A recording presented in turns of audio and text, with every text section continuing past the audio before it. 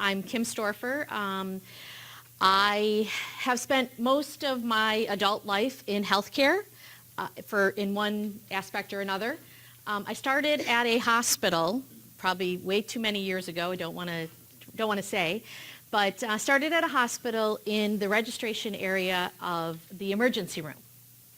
And as I was working there, I started to see how vital capturing the information at registration was.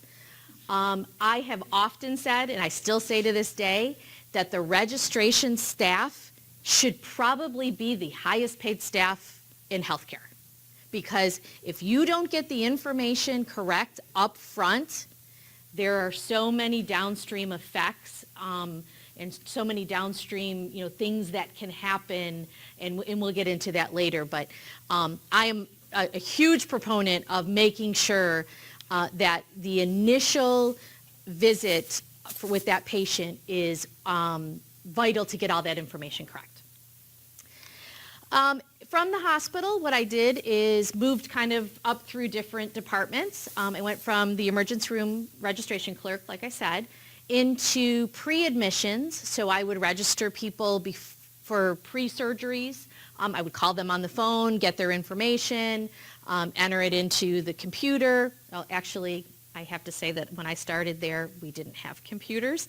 I entered it on paper, and while I was working at the hospital, we started integrating computers, and we would have to actually data entry all of the paper records. So I've lived through this whole roller coaster ride of electronics.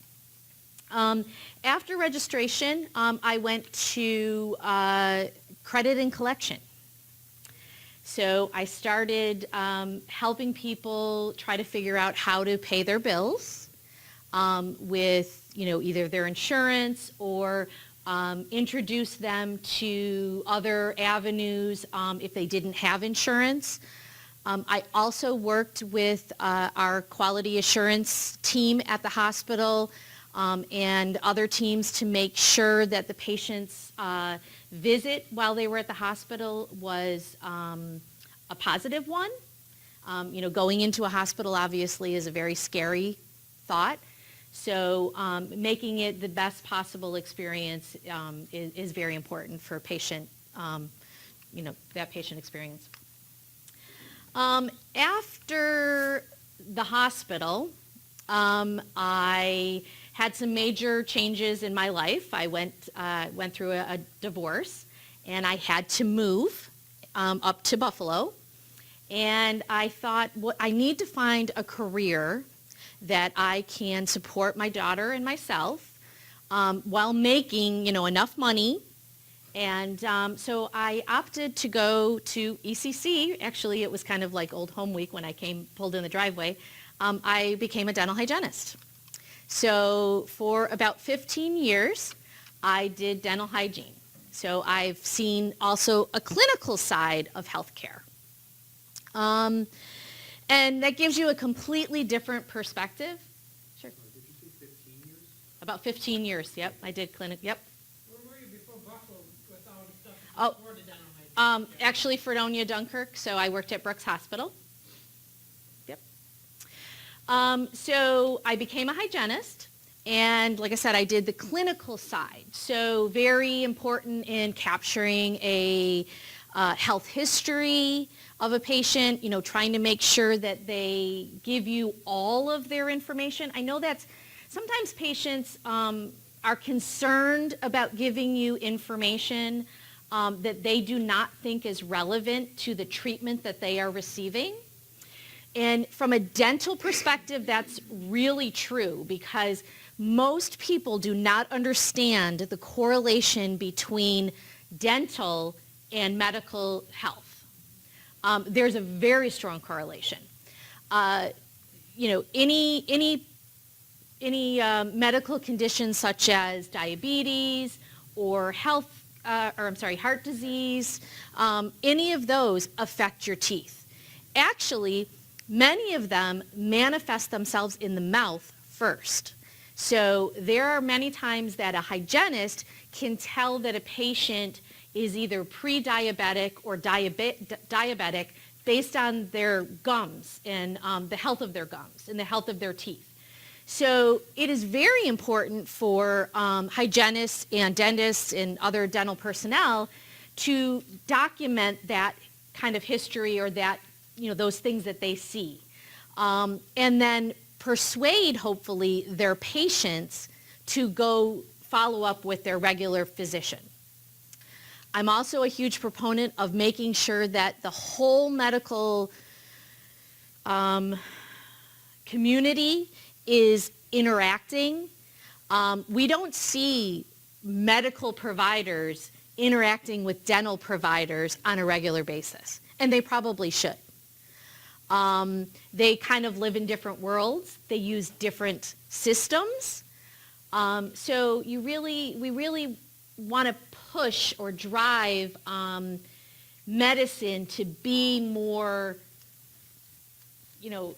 overarching across all of these different areas. Universal, yeah.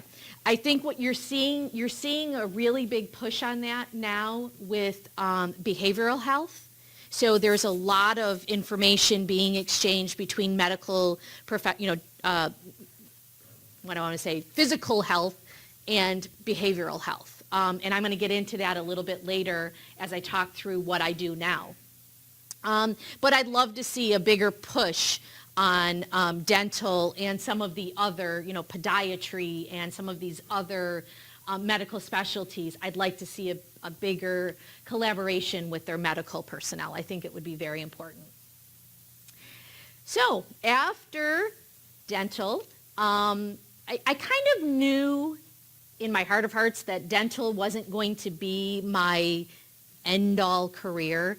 I really, really enjoy more of the business side of healthcare, but it was something I needed to do, and I am so glad for the experience because it did give me a very good insight to the clinical side. So as I was a hygienist, I also went to school and got my bachelor's degree in management because I knew I wanted to drive towards the business side. When I graduated with my bachelor's, where did you go for that? I went to Houghton. Where? Houghton. Houghton? Mm-hmm. And when I graduated with my bachelor's degree, I started looking for some other jobs. Business management, yep. And I was approached by someone who was looking for a person to work at a local HIE. Now, mind you, this is almost 10 years ago now, so back then no one knew what an HIE was. I didn't even know really at that time. I did some research and I went in for the interview and I sat across from the executive director and the program manager. And I listened to the vision of building an HIE, a regional HIE, and then eventually a statewide HIE and national. And it just clicked for me and I knew that's where I was meant to be. Like I knew I was meant to be in that space. I just feel that this is the right thing to do for healthcare. That position was with HealthyLink, right? That position was with HealthyLink, yeah.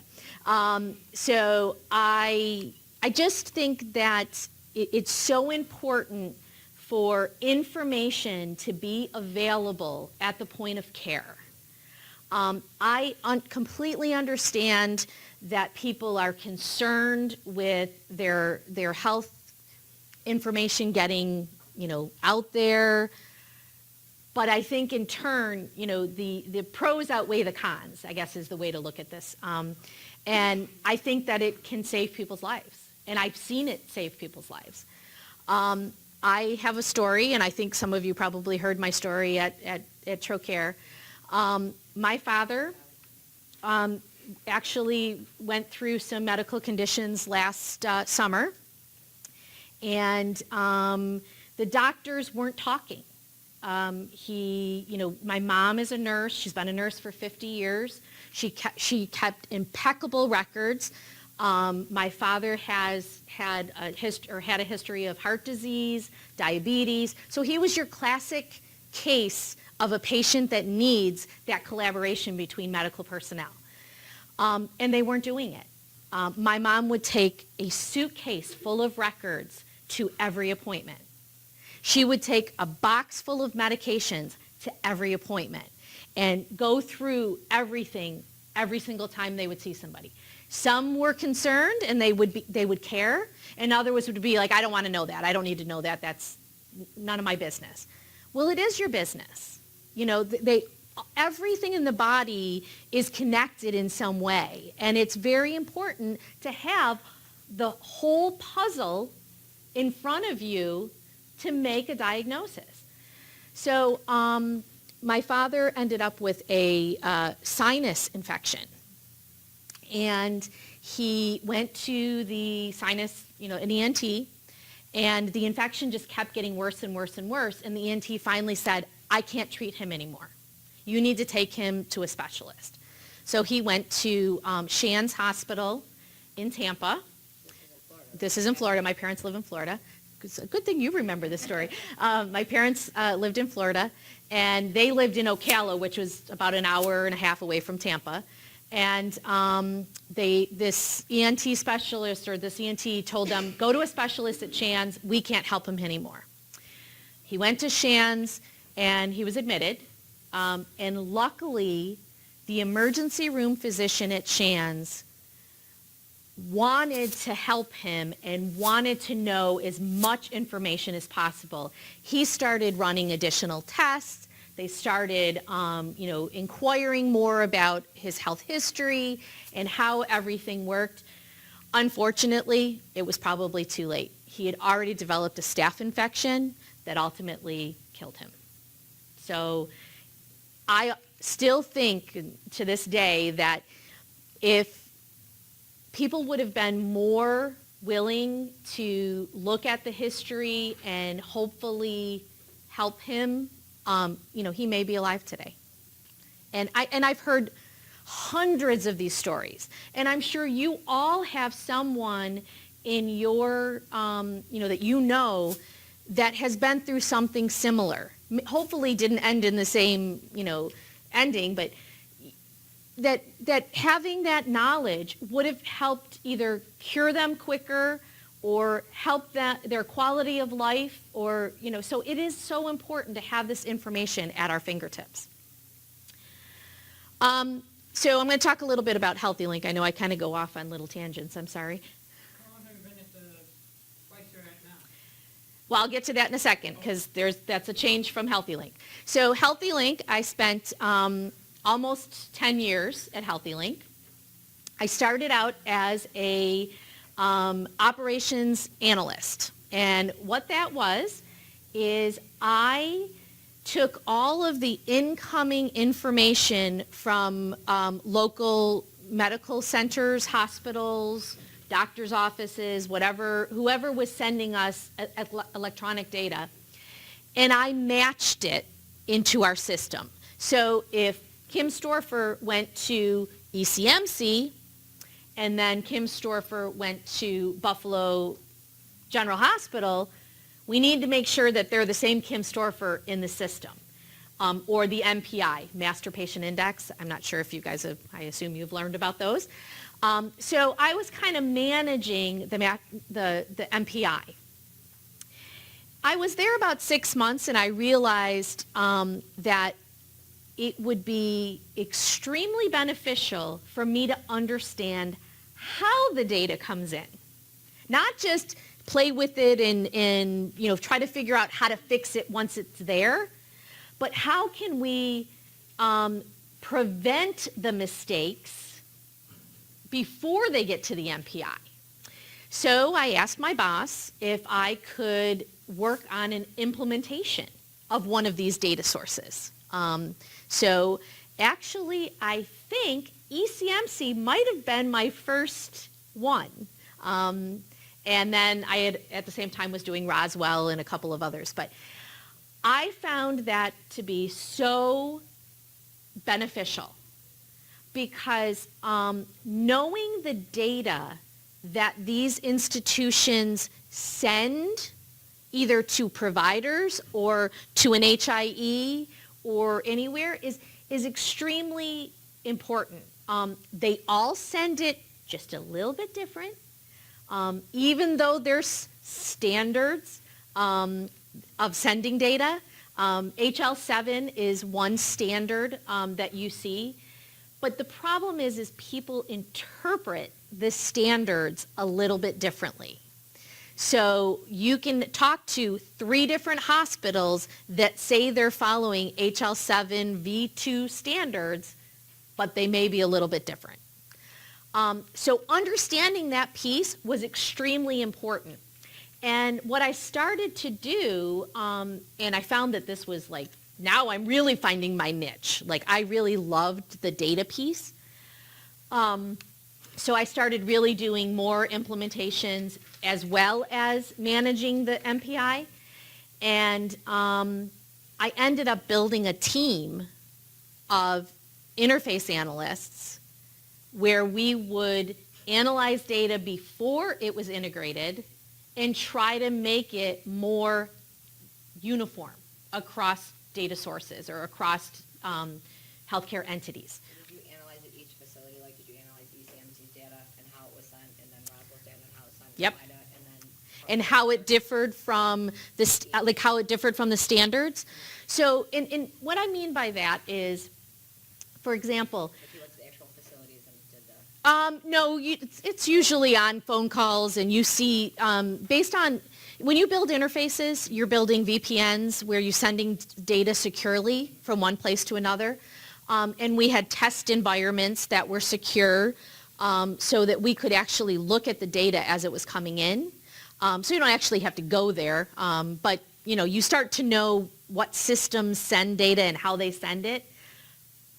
A lot of hospitals in Western New York utilize, a similar system, but there's also many different ones. So just understanding, that Meditech versus Cerner versus, some of the other systems, they send it a little bit differently. So what I started to do is actually, we did a whole analysis of, in the PV1 segment or in the PD12 segment or whatever segment of this HL7 standard, we would actually track what is the hospital sending in that field. And they might all be, trying to get to the same end notation, but they're using it a little differently. And what I mean by that is, for example, if you want to send some information on an ER visit, you send an A04 message, and that's an HL7 standard. In that A04 message are different fields, and that the fields can be patient class or patient location or something like that. The problem is these different hospitals use different standards for those data elements. So one hospital might say ED for the emergency room, one might say ER, one might just say E. So now you have to build kind of crosswalks across all these different systems sending you data to say, okay, ED, E, ER, and whatever else they might send equals emergency room. So that now, when you're looking at it in one system, they're all uniform. Is that because each facility was using like a different EMR? Is that where the information was being sent? Yes, that's part of it. And part of it is just based on what they've always done. Now remember, most of these hospitals, they're using paper, and they're transforming what they did in paper into to a system. Yes, systems are different, so that's a very big key piece. but also their workflow might have been slightly different and how they identified their departments. I mean, even emergency room. Like, I grew up saying emergency room. Now it's ED, you know. So they've also transformed those you know, keywords or those languages. So it's just a matter of translation, I guess. So when we say standards, I say standards very loosely because it might be standard, but it's not standard. So I've always thought that that is a very big piece and something very important for probably all of you as students to look at as you're going forward is, you know, how do we integrate real standards? How do we try to get everyone to use the same language when they're talking about these messages? So just something to think about as you kind of go through your careers. So I started to get really involved in the data quality and, you know, understanding the data. And I also managed, like I said, the MPI. So I had a department of 13, I think, at one time. Half of them managed the MPI and half of them brought in data. We just, you know, tried to make it as efficient and as uniform as possible. We developed processes that we could use across every data source that came in. So we, you know, would create packets that when a new hospital wanted to come on and send their data to HealthyLink, we would have a process that they would all follow. We ended up getting to, you know, to the point where we could integrate a data feed in like a month and a half because it was efficient. We would make sure we worked with them. You know, this is what we need to do. We developed a whole testing plan. And that's what you need to do is try to make that data integration as efficient and as uniform as possible. And it's not always easy because, as you mentioned, they're coming from different systems, and every system does work a little bit differently. So very important to think of process as you're also, you know, working through your career and moving forward. Think of defined processes, ways to make healthcare efficient. So, and I also started to work at HealthyLink a lot with HIPAA. I became a HIPAA certified expert, I guess is what you say.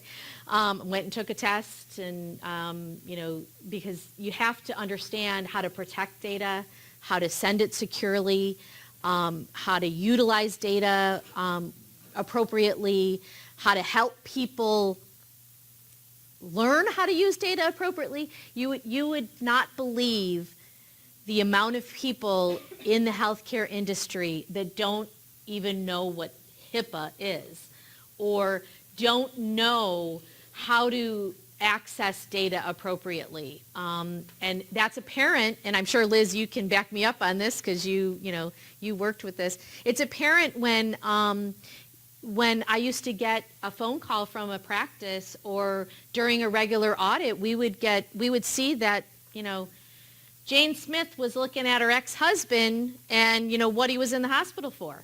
That's not appropriate. So, I mean, and people would share passwords and people would get their next door neighbor to look at somebody for them because then maybe they wouldn't get caught. And I'm sure Liz is very, very big on this. Please, if someone ever asks you to use your password, no. Because the only person that's going to get in trouble in that is you. So, and there are so many ways to track that kind of access and those types of things. So, you know, please be careful. So, like I said, 10 years at HealthyLink, did so many different things, learned so many things about the direction of healthcare, where our country is going with healthcare. You know, we did statewide collaborations with other HIEs. We communicated with other HIEs. We worked with HIEs across the country. I actually was on the board for a nationwide user group for the vendor that we were all using at the time. It was at first Axolotl, went to Optum, and then Mirth. Those are all HIE vendor names. So I ran national meetings with other HIEs. There was 26 HIEs involved in this user group. So even though we're all trying to, and when I say we all, I'm sorry, the HIEs across the country, even though that they're all trying to get to the same end goal, they do it a little bit differently. One big key area that you will see that in is what we call notifications. A couple of years ago, the big thing was let's notify providers when their patients are in a healthcare situation that they may not be aware of. So for example, a primary care physician to get notified when his patient went to the emergency room for a cardiac event. Now, most likely the emergency room is going to notify his cardiologist if it's a cardiac event, but he may not, or they may not notify their primary care physician. So one of the very important things that an HIE can do is to notify all of the providers that are involved with the care of a patient. And that's done through a subscription. So, for example, if I was admitted to the emergency room, I have my primary care physician, I have my cardiologist, and I don't really have a cardiologist, but we'll just say we do, have these two providers. Both of them need to know where I am for, specific reasons. And it's just so difficult for a hospital to know all of the parties to communicate with. So this is where if that hospital is sending data to an HIE, the HIE has a list of subscriptions for every provider that wants to receive them. So the Dr. Smith, the primary care physician, has sent a list of patients that they want to receive notifications on in the event of some kind of event. And that could be an emergency room visit, could be an admission to a hospital, could be a discharge to a hospital, could be an admission to a rehab facility, any type of admission or discharge or medical event can be notified on because there is a message type for each one of those events.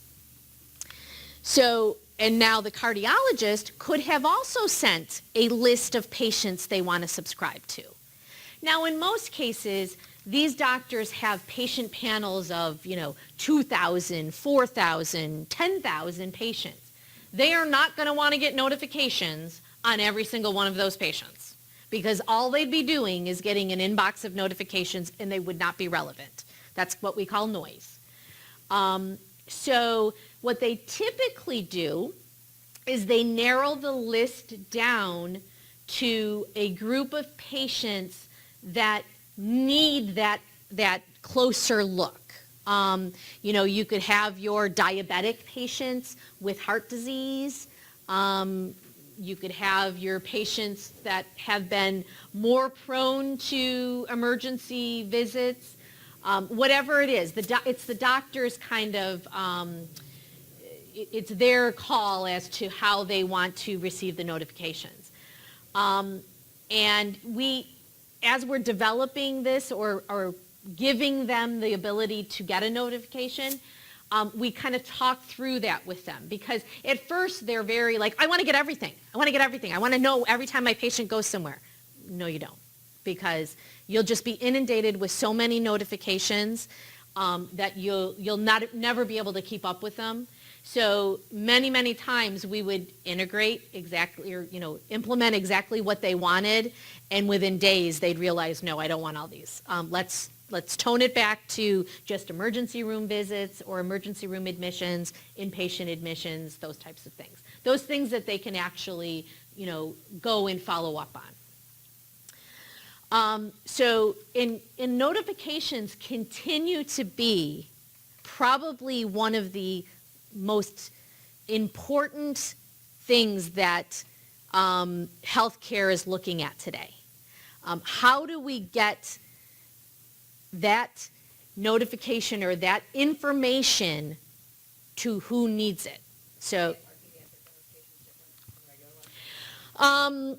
in certain states, yes, because of the HIPAA rules, and like New York State, there's a whole law on notifications of children between certain ages. Every time I take my daughter to the doctor, every time she's seen by a doctor other than her pediatrician, I get a call from the pediatrician following up. That's why I'm asking if notifications are different. Well, a lot of it just depends on the pediatrician. If they're not utilizing, an entity like Healthy Link or notifications, they might not even be getting them. Yeah. They might not even be aware that they're available. Yeah, no, they definitely do. So next time you go, you should say, are you signed up with Healthy They Link? definitely are. Because Okay. Like I said, every time. Oh, they know. Okay.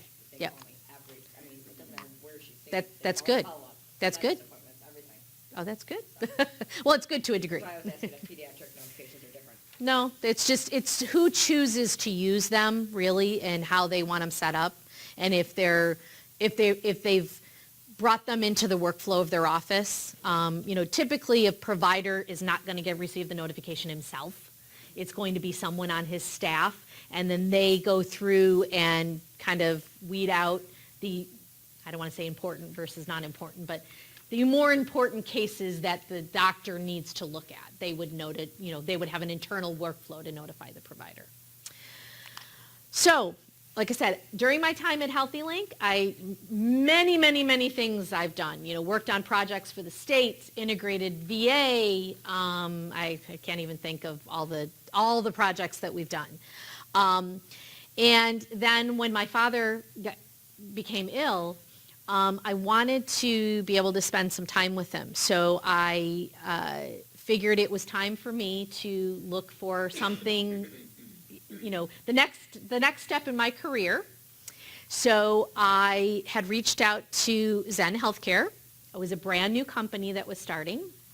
I was familiar with the president in my dealings with Mirth. She had formerly been at Mirth. So I called her up. I explained the situation. I had already known her, so she knew of me. But I explained my situation. I wanted to be able to work remotely or have a schedule that would allow me to spend time with my parents. And I then went to work for Zen Healthcare. It's been just about a year that I've been with Zen, and I absolutely love it.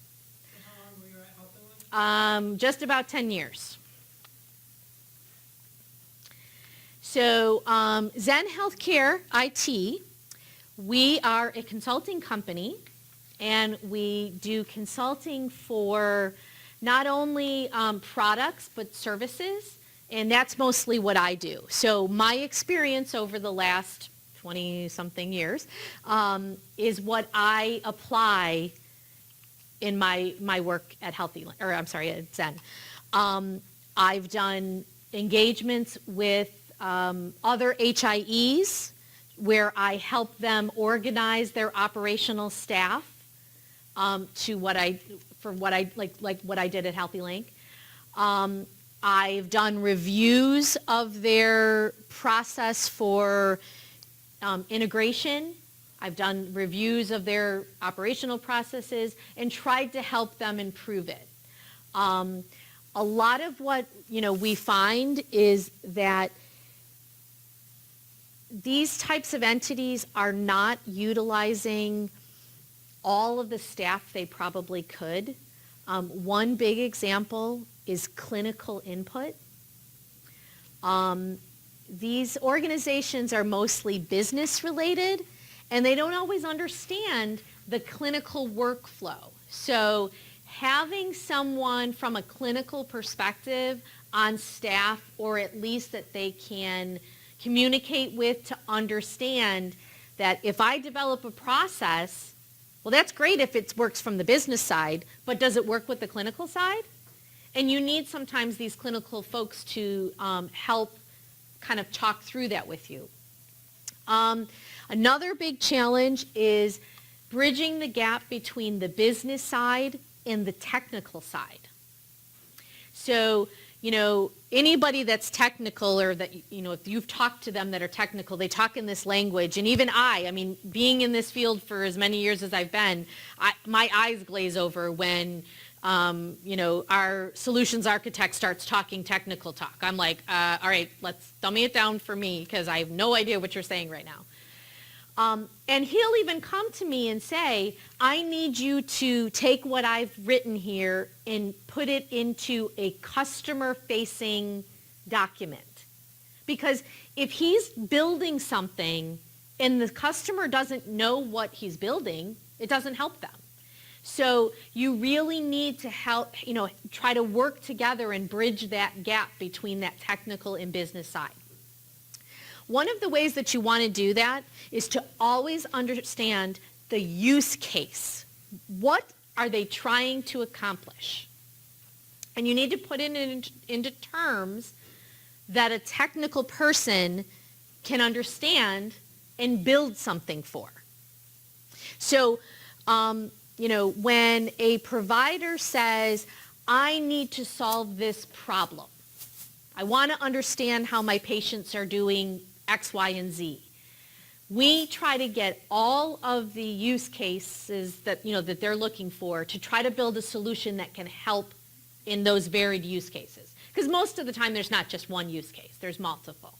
So they will come to us and say, I have this problem. I need you to solve it. And we as a team, because we have a technical piece, mine is the business piece, I have the clinical side too, we sit down and we talk about how would we solve this problem in the most efficient way. And that's what Zen does, is we put together then a design and a whole implementation plan, and then we provide it to the organization. Obviously there's a fee, and we say, this is what we can do for you. Do you want to engage us? And I will tell you right now, we are so busy. We just hired 3 new people in the last 2 weeks. I started out, I think I was the 4th employee. We're now up to 12 in a year. This business is only a year old. That's how busy we are. And a lot of it is built on our reputation as people in the industry. As I mentioned, I had worked on this user group, so people knew me across the country. Same with our solutions architect. He knew people all over the place. They knew what a good job that he did. So it's reputation. People want, they know that we can help them. And that kind of gets me into, that might be mine, I'm sorry. That kind of gets me into a couple of areas that I want to talk to you guys about. Qualities. The qualities that you need to have in this industry. My first suggestion to you as a student is to go find a job in the industry. And what I mean, and I know you're going to look at me and go, oh my God, I don't have a degree. No. It can be a clerk in a pharmacy. It can be the front office person at a provider office. Anything in the medical industry that can give you background, knowledge that you can apply to where you want to go. When I was teaching, I would tell my students that all the time. Go find a job that you can start to understand the workflow in a provider office, so that when these things are all talked about, you can apply them. So be proactive. Go out and, knock on doors, do whatever you need to do. But if you can even work, 10 hours somewhere that can help you get the background, do it. Because you're making contacts. Very, very important. Contacts. Anybody that you can talk to in this industry, start talking to them. You want to build that, you want them to see that, first of all, you want it. You want them to see that you're interested, and you want to gain that knowledge. Some other qualities is good communication skills. That could be in writing, talking, phone, making sure that you're using all of those good communication skills. Another one is you need to be able to think on your feet. This industry is typically not standard. I've never, ever, ever had the same day twice in this industry. Never. You can have the best laid plans, walk into work and say, this is the things I'm going to accomplish today. Here's my list.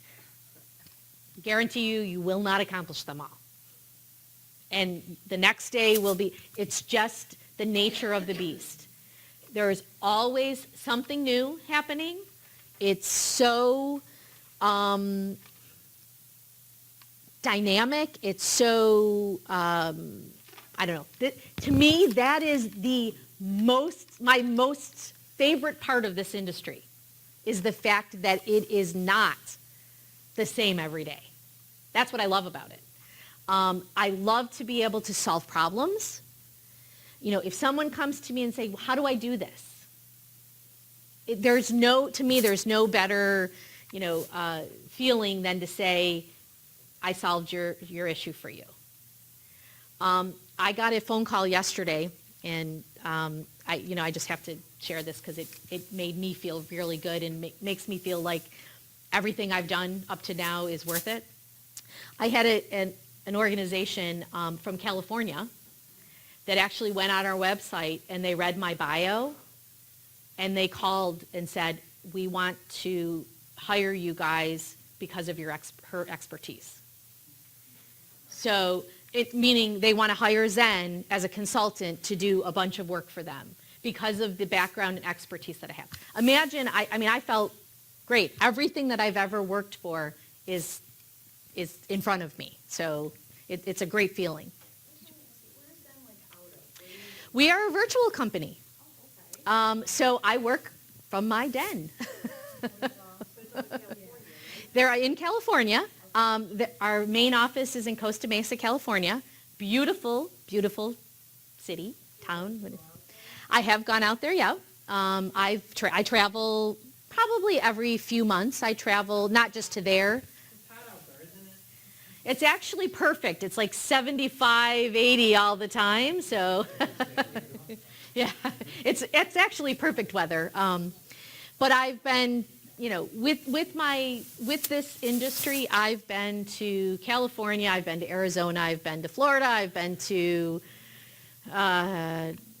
Tennessee, I've been to, I'm just trying to think, Utah, I've been to, I think the last presentation you were in the middle of doing a project out in Arizona with NHA. Yep. I have a big project still going on, actually. They started with a couple little projects, and it's to the point, I think we're doing 12 projects with them. So, yeah. And I think that one was the California one.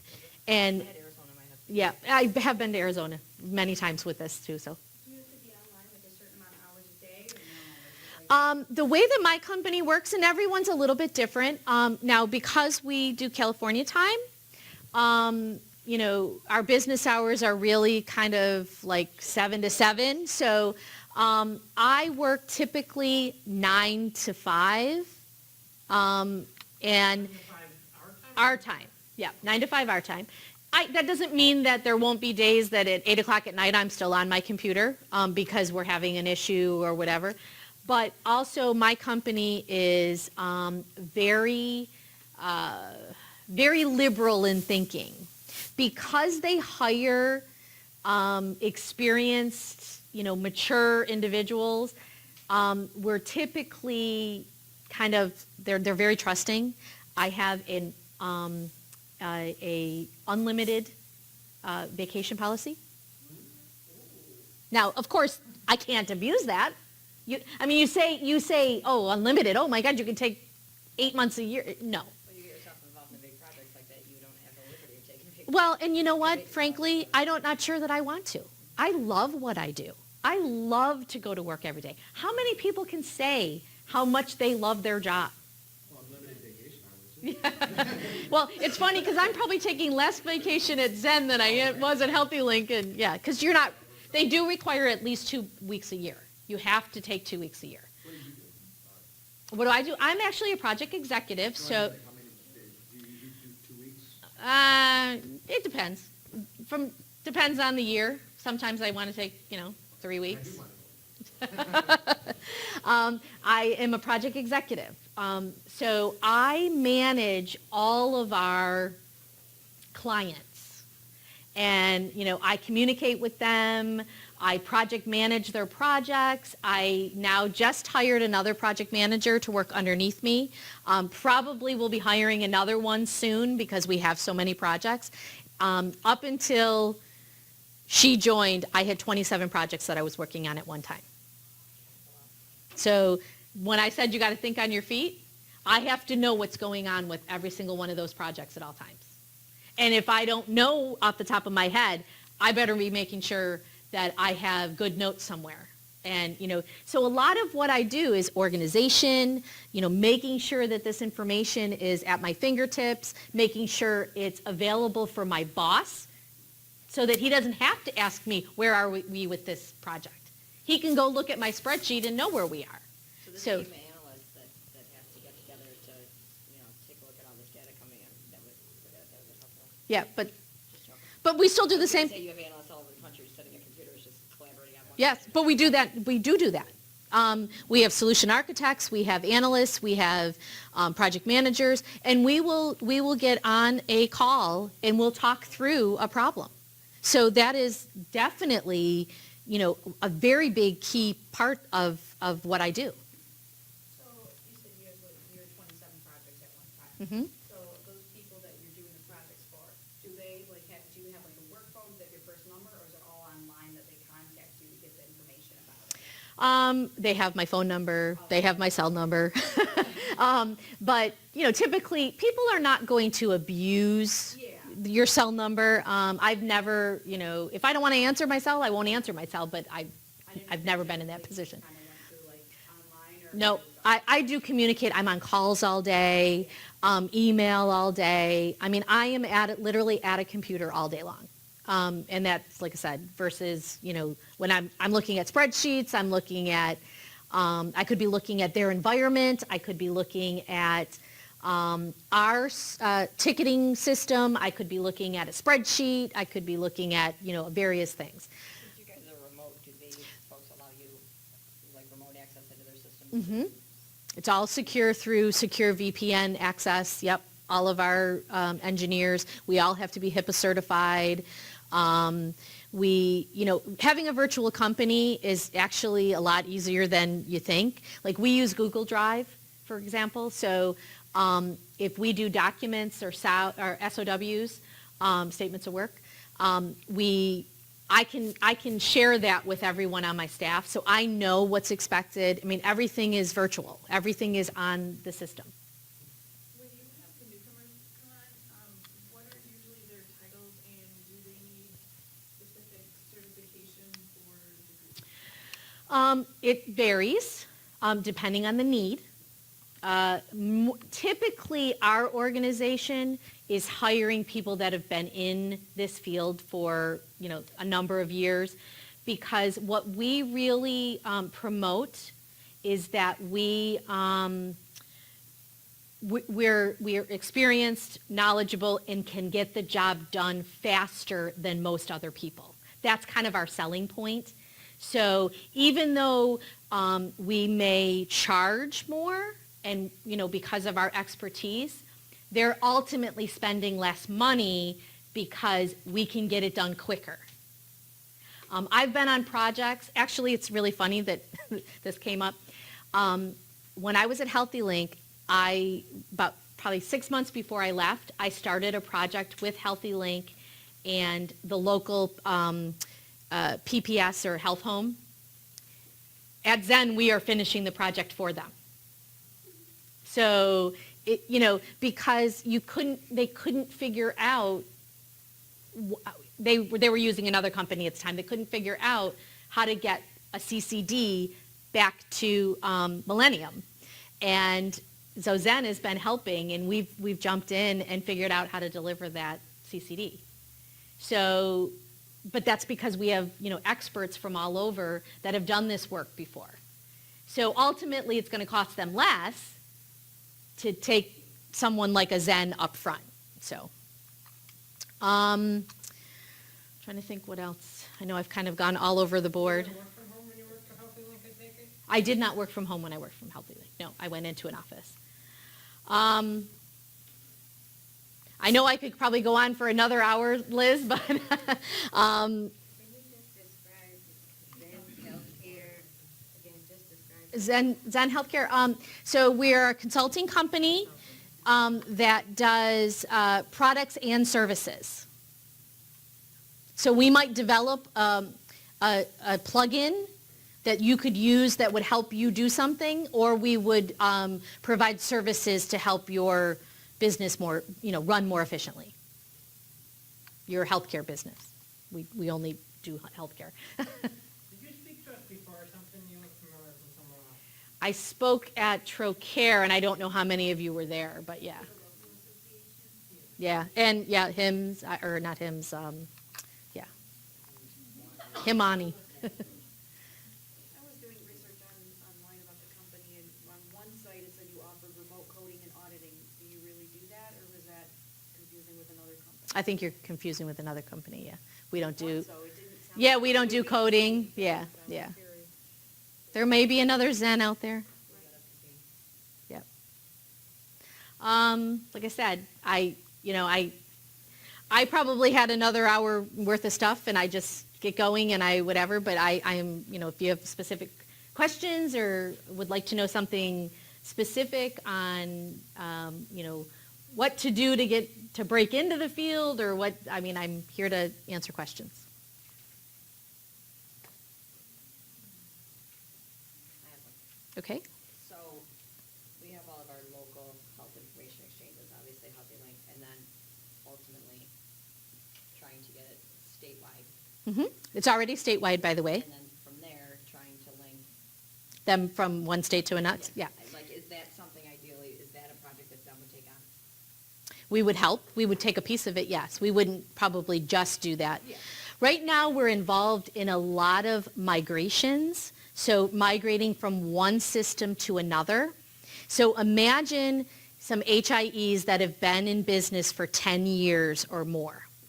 We have to go through and create a migration plan that considers everything.